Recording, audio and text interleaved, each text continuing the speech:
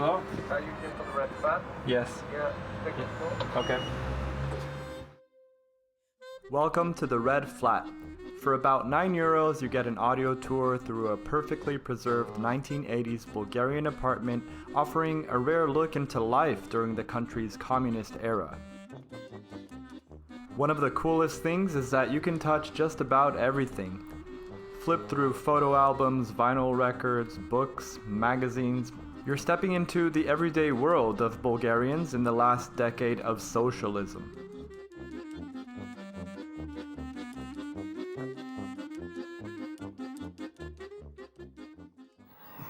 Okay, so me and Oliver aren't sure if these chocolates are from the 80s or not. I mean, he did say that everything in the museum was interactive, so let's give it a go. Oh yeah. They were made in the 80s. They're still going strong. I wonder if they had them back then though. Наклон вляво и плеснете с ръцете над главата. 1. Върнете до изходното положение. 2. Противорамно направете. 3. 4. Продължавайте. One of the wildest finds here was this old newspaper from the Nazi era. It's a really stark reminder of Bulgaria's complicated past caught between different regimes. Lenin Volume 1. A classic. Yeah. There's 5 volumes of Lenin.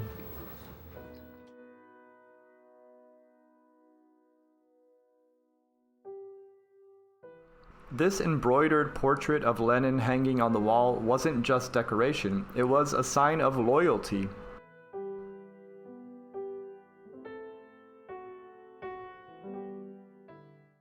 Flipping through one of the old magazines, I was surprised to find articles about Cyndi Lauper and Ozzy Osbourne.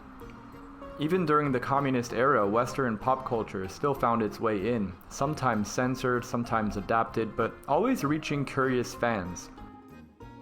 But because Western music was heavily censored, Bulgarian artists found a creative workaround.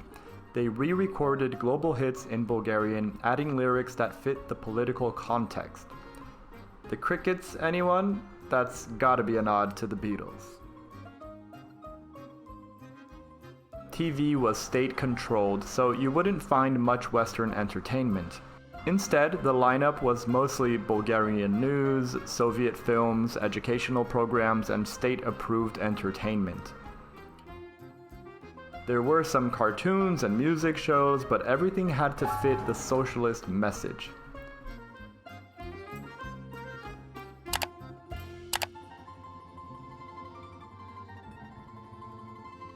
If you're in Sofia, the Red Flat is definitely worth checking out. It's not just a museum, it's a time capsule that lets you step straight into 1980s Bulgaria.